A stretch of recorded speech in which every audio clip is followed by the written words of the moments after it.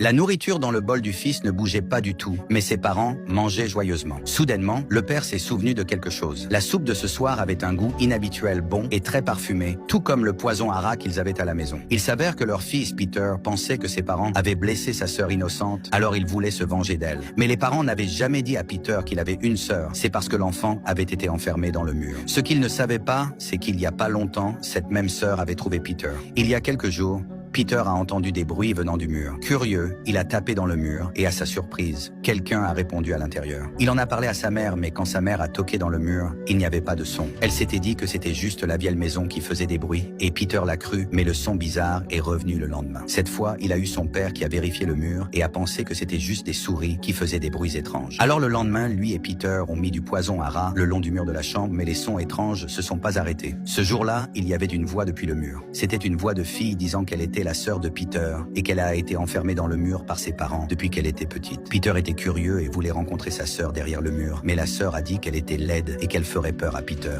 Si Peter fait un bruit, ça briserait leur communication. Peter n'arrêtait pas de lui assurer qu'il n'aurait pas peur, alors la sœur a cédé et lui a dit qu'il y avait un trou derrière le papier peint et qu'à travers ce trou, il pourrait voir son visage. Peter s'est accroupi et remarqué que le coin du papier peint était un peu endommagé et effectivement, il y avait un petit trou. Il a regardé à l'intérieur, mais il faisait tellement sombre qu'il ne pouvait rien voir. Alors il a attrapé une lampe torche et avec curiosité a regardé à nouveau par le petit trou.